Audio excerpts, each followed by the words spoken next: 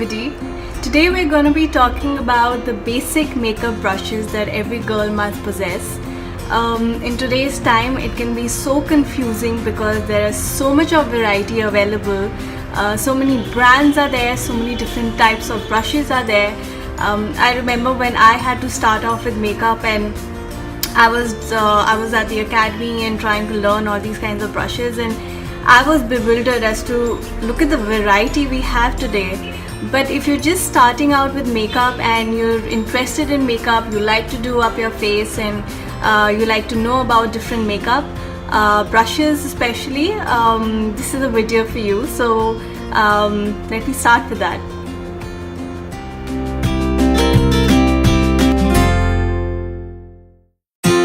So we're going to start with the eyes.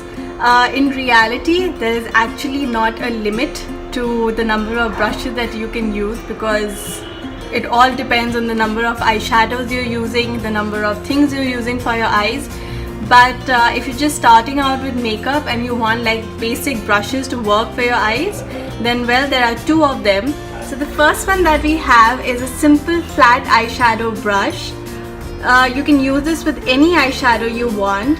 Simply just take any eyeshadow, dip it in and pat on your eyelids. This is used just to apply the eyeshadow on your eyelids. So once you've applied your eyeshadow, you need something to kind of smoothen or blend it out.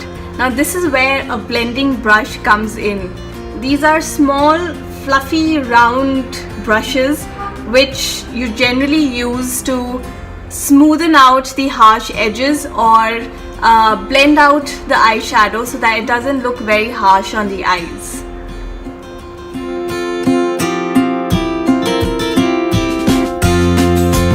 So the next are the eyebrows.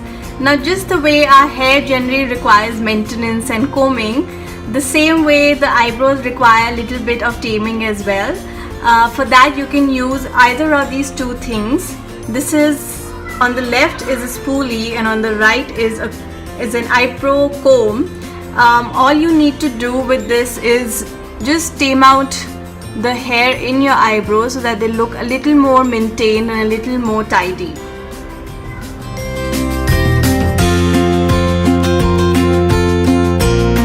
So moving on to the face. Now face is actually which can make or break your makeup. Any foundation that you use, if it's not applied too well, it doesn't look very appealing. It might end up looking very patchy or very cakey. So when I'm talking about foundations, I generally prefer the liquid foundations because they come in a different kind of variety, which is light coverage, medium coverage, high coverage, whichever you prefer, you can go in for that. They also come for all kind of skin types, whether you're oily, your normal skin, your combination, your dry skin, whatever it is. So they're pretty versatile when it comes to foundations.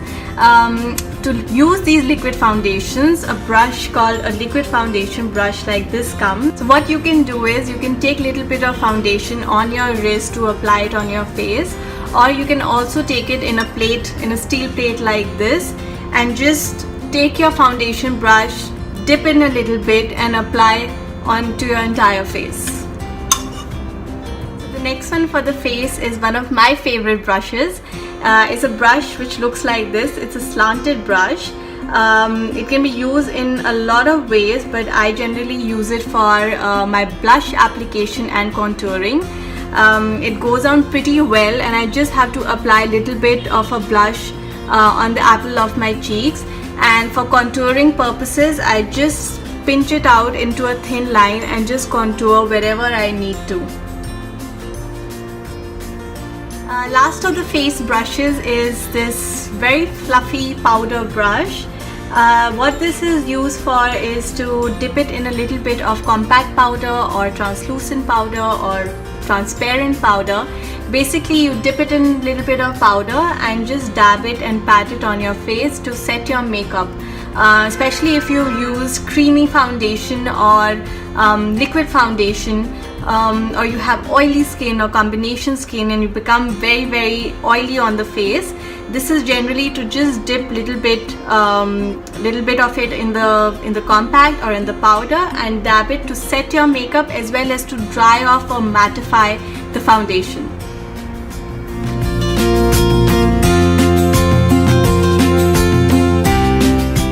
makeup brush that I have for you is a lipstick brush. Now I have the miniature version of it because I feel it just gives me a better grip while applying lipsticks, but there are available in the market with longer stems. Now when you apply lipstick directly from the product, it can go on pretty patchy, or it doesn't really get into the cracks of the lips, especially if you have dry lips. So this is where something like this comes handy. Use this to dip into your lipstick, apply it directly on the lips, and it's pretty stiff, so you can also use it to line your lips with this, and the appearance of the lipstick and the finish of the lipstick can be pretty great with it. I hope this video helps you to make your own starter brush collection. If you would like to know anything more about the video or any other topic that you would like to request upon, I'm here to help. Thanks so much for watching. See you next time.